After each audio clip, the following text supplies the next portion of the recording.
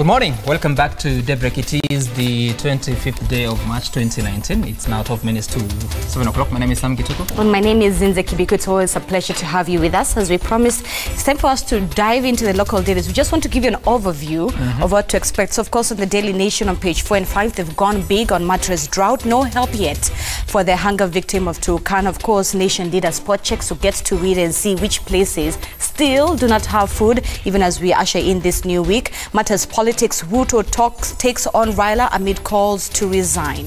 A lot of politics that is happening there. Of course, we'll be diving straight into that. Sam, what do you have on the standard? Right, on the standard you see that MPs plot for life in 5-star hotels. There's quite some analysis here, some words that are quite, I don't know what to call them. What lawmakers want implemented include accommodation allowance to keep them comfortable in the city, then setting up of a gymnasium to keep away the pot bellies. Can you imagine?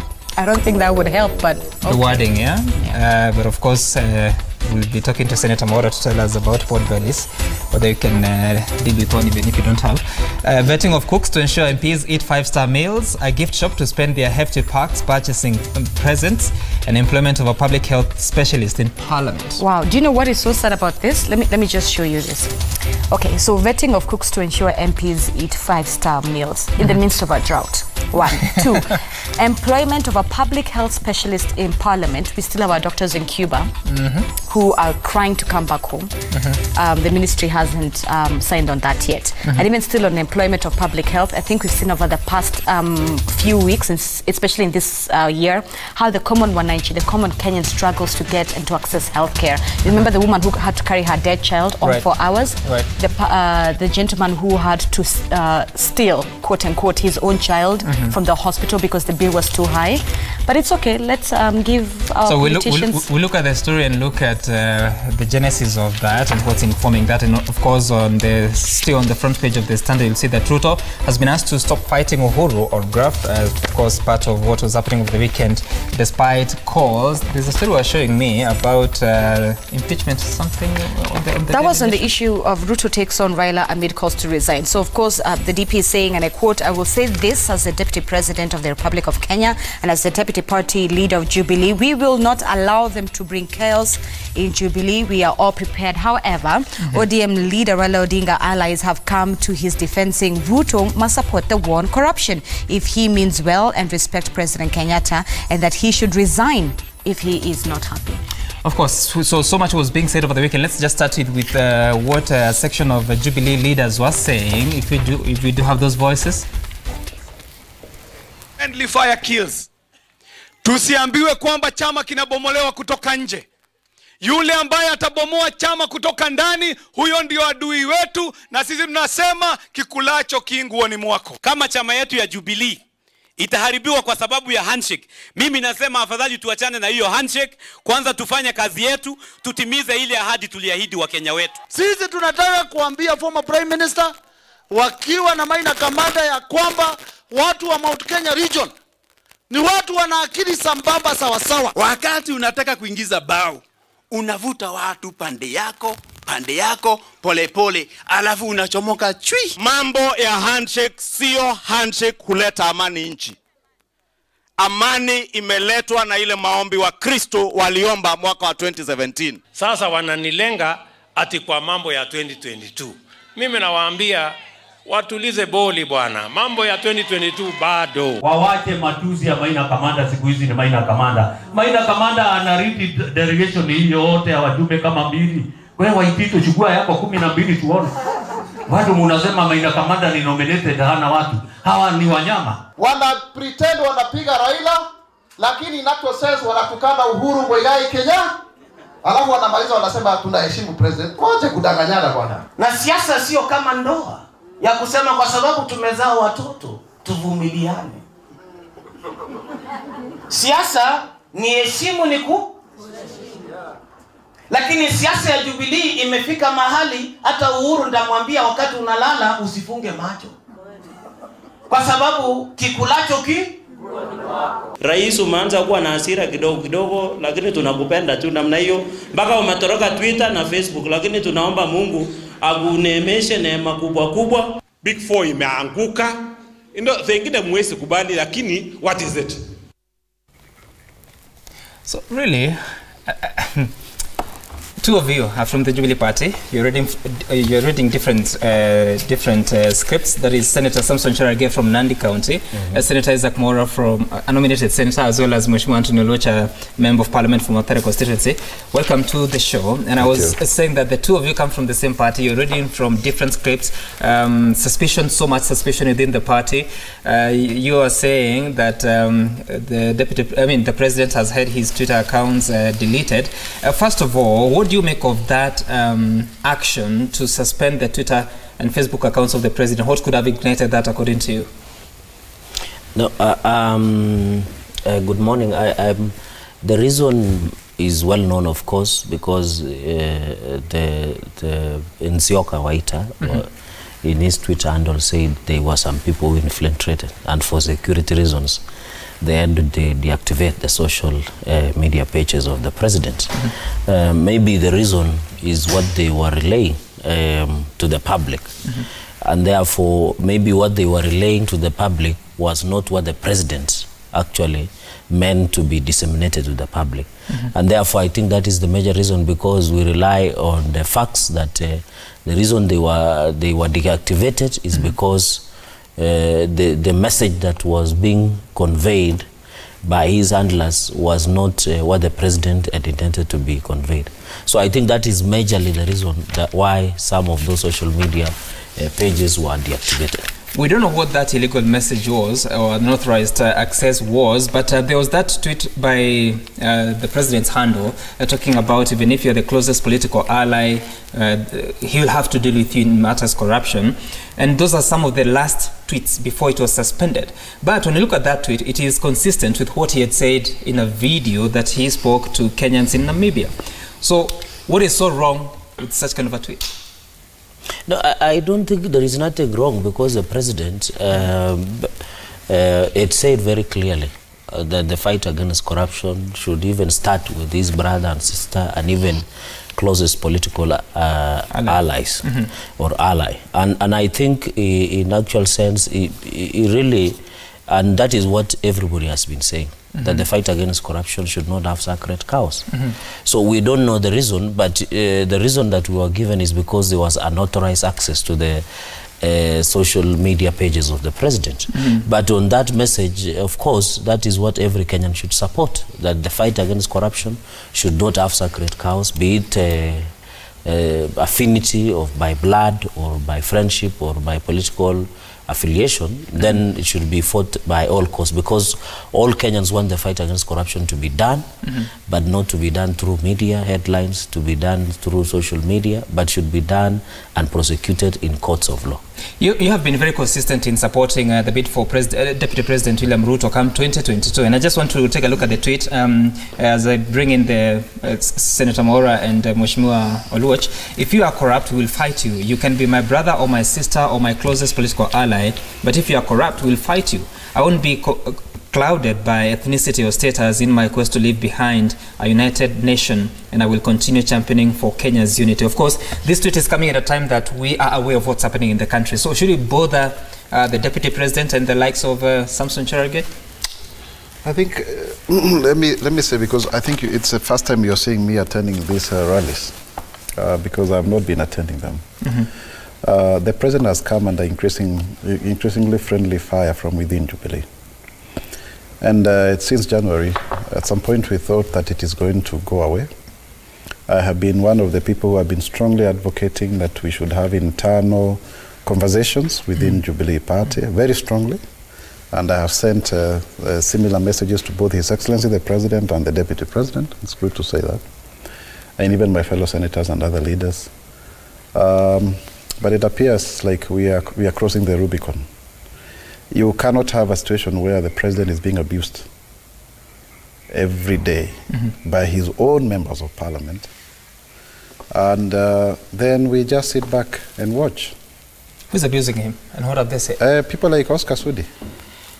The things that they have said are actually unpalatable. So it's not helping the situation, because by the end of the day, this conversation should be being done internally. It should not be done through the media. And I'm not very sure, Sam, whether that window has completely closed. And it's quite unfortunate that then we have to be here with my brother Samson. We are supposed to be speaking from the same script. But now, in July last year, on TV, possibly here, I said very clearly that we are being told to choose between Tangatanga and Kieleweke. In January, I said very clearly that Jubilee was a tent with two poles, dual poles. One Uhuru, the other one park is Uhuru, the other one is Ruto.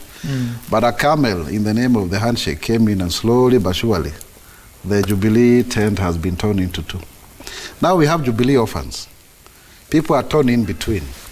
Because by the end of the day, we sold and we accepted Uhuru and Ruto as a package. But as now this issue of fighting has come in, it's already predetermined, and it's good to be honest. Because for me, I will side with President Uhuru Kenyatta.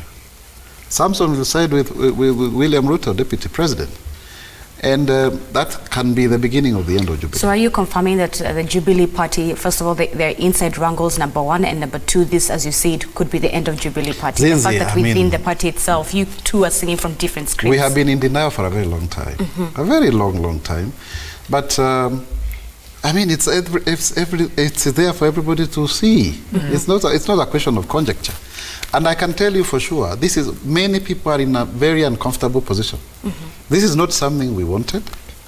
This is not something we anticipated, because we were very clear the president will finish his term, the deputy president will take over, and we move on as a country. The only thing maybe would have been, maybe we negotiate, because where will ipata nusu na huyu mwingine nusu, then in 2022, what will Mount Kenya region get? That has been the position. But you see, Senator, before Anthony let you come in, that narrative may not sit well with the rest of the Kenyans, because like they have been saying that the presidency cannot be controlled by two communities perpetually. So when you say that you will negotiate to see what Mount Kenya region will get, how about the rest of the country? No. It's not a question of the rest of the country. It's a question of each region negotiating. You know, politics is about interests. So it's not about saying that, because also Mount Kenya must get value for its votes. Luo Nyanza can also negotiate, Coastal, you know, everybody. It's how you get into alliances. And you know, the Jubilee Party will not be the only alliance. If the other Kenyans feel like Kalenjin and Kikuyu's ruling would be something they do not want, they of course vote out such kind of an alliance. But the idea is, these were supposed to be internal conversations. But I'm afraid, and I must say this, those who are in Tangatanga and those who are in Kieleweke, people, I even said further, if some of you have been following, and we have been having these conversations even away from TV, I said both sides are going to lose. Why? Because we are not the only ones who are, you know, hungry for power, who want to work for Kenyans. I mean, we do not have a monopoly of ambition. Okay. That's the truth. Okay. Let me finish this point so that Anthony can come in. So therefore, now it is becoming very awkward. Because now it is internal civil war within Jubilee. And that is why you had people saying, can we have a meeting? Long ago, on this show and other platforms, we called for a Jubilee parliamentary group. Because if then we had met and ventilated the issues and concerns, then it would have made a lot of sense. But the last time we had a Jubilee parliamentary group was, I think, soon after President Uhuru was sworn in. We've not met as a parliamentary group. Okay. So a lot of suspicion has come in, a lot of water has gone under the bridge, and for sure, as you're asking, it is not business as usual. That's the truth. Okay, we'll get back to that Jubilee issues. You said a very important point that every coalition, every side of the country would want to work for Kenyans. We'll get to working for Kenyans in question that's actually happening. But before that, Mheshimiwa Oluoch, they all blame the handshake. And they say that Raila Odinga has come to rock the Jubilee Party, and now that's why there is the division that there is. But your side has been very comfortable and very happy with working with the presidency. What is the motive in all this that you see? Let me put it this way, by asking the question, what's the elephant in the house? And I think the elephant in the house is corruption. If you ask me, would the president still be fighting corruption if the handshake and Raila never happened? And my question is, I think yes. I think the president very deliberately seems to have set out that this is what I want to do in the second term. They may not have shared that platform or that decision with his deputy, but it seems to me that it's something that he came out very thoughtfully. You remember right after the second presidential election and the handshake, the president disappeared from the scene. I don't think he was on holiday. I think the president was crafting what he wants to leave behind as the legacy. So I think the deputy president is being clever by half, by avoiding a direct so-called friendly fire to his president, because he knows he cannot do that. So every time you hear the deputy president open his mouth and say Raila, please replace the word Uhuru with it. Raila has become a euphemism for what he wants to really say. And if you want to know that's what is actually happening, listen to what some of his allies said. If you could repeat this, listen to what KJ said, that whatever is happening in Jubilee is not from outside. KJ was very categorical, and I think he's saying what the deputy really wants to say.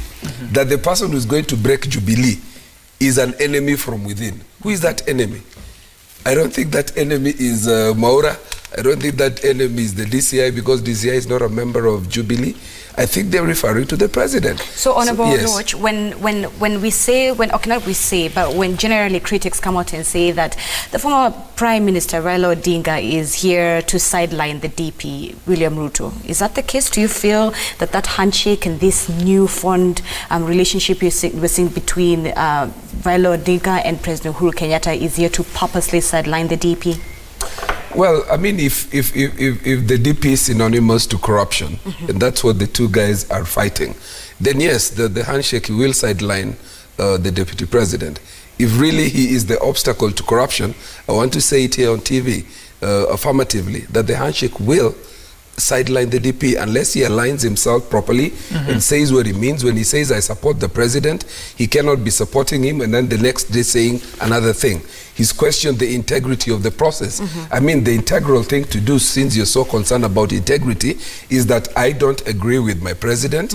This has been tribalized. This has been weaponized, like Murkomen would say. This is targeting my 2022. The person who has said stop 2022 is not Raila. It is Uhuru. The person who has said that I will deal with you whether you're my relative or ally is not Raila, it is Uhuru. So if the deputy president seems so uncomfortable with this, and since he's so concerned about integrity, I think the integrity of all this suggests that if the marriage is not working for him, please step aside. So if for that reason the handshake is going to isolate him because he's the obstacle to corruption, then yes, the handshake will isolate him. To complement what you're saying, your counterpart, the Nyeri Town, Ngunjiri Wambugu, said the fact that his name hasn't been mentioned in the war against corruption, yet he's... Let me read quote to quote. Nyeri Town Ngunjiri Wambugu questioned why the DP was accusing the Director of Public Prosecution, Nordin Haji, and Director of Criminal Investigation, George Kinoti, of working with a cartel to target him in the war against corruption, yet no one has mentioned his name. Yes, and you can see, I think this is really a diversionary thing. It is intended to intimidate these institutions to work. My only regret is that the DCI, unlike the DPP, has decided to be baited. I don't think that the DCI should be responding to political rhetoric. In fact, what the DCI should be telling us, why has it taken so long with these investigations? Where are we with the prosecutions? I think the DCI should absolutely keep off this, because by responding to it is actually validating the question that this is a political witch hunt.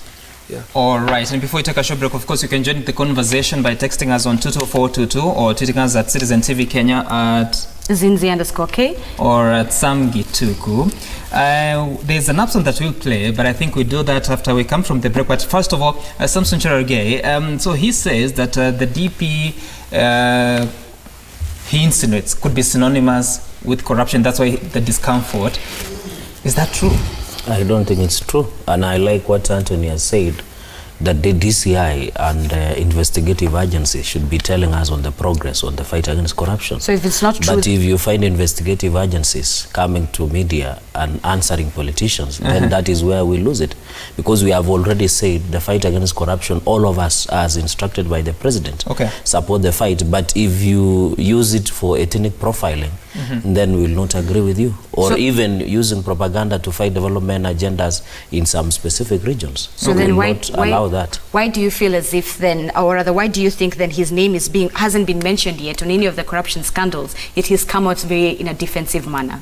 But you know, of course, he's also protecting public servants. As we talk today, all public servants cannot even sign an imprest of tea in offices because of fear of being politically witch-hunted by allegations of corruption. But I can tell you there is really contradictory, because the president says, I will fight you even if you're my relative. Then the deputy president wants to protect civil servants. Will he protect even the corrupt when the president says? No, it's not even, and you know, it is very easy. I agree with Wakili. He has already said the investigative agencies should deal with facts, and that is what we are saying. Okay. But if you find, as he has said, if you find the process is being politicized by investigative agencies themselves, and here the constitution is very clear, the people who are mandated to fight corruption is ethics and anti-corruption. Okay. It is not even the DCI. Senator Cherargei, we had that discussion last week, and of course we could not agree on so many things. So let's take a call first from Leonard. Leonard calling us from Mount Elgon. Thank you for watching and good morning. What's your question or comment? I'm Leonard from Mount Elgon. I wanted just to comment on what the Honorable Mwaura was speaking on TV. Yes, carry on. Honorable Mwaura is just speaking for Mount Elgon, for Mount Kenya. Here in Mount Elgon, we are not represented. His politics is just speaking about the ethnicity. He's just promoting ethnicity.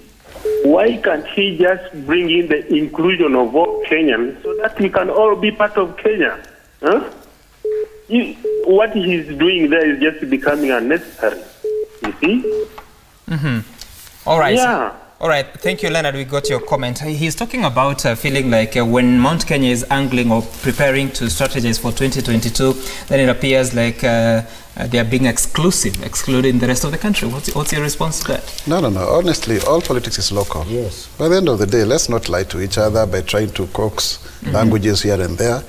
We vote ethnically. We are tribal. I have tried those national politics with my friend Sam Gitoku. You know, I have a track record. But the truth of the matter, when I look at the votes that Uhuru and Ruto got, over 70%, I think 73%, were from the Kikuyus and Kalenjins. That's the Gema. That's the truth.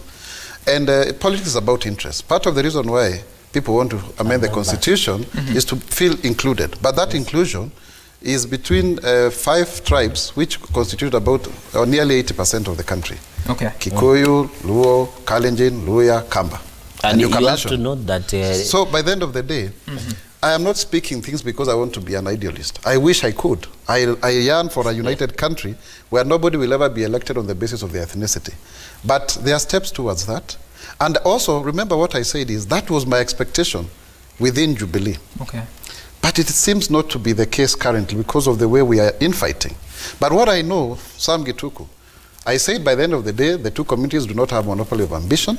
And as long as we continue to fight, and I think that maybe there could be still a window of engagement, we are all going to lose in the end. Because if we are united, then we can negotiate with other communities and bring the country together.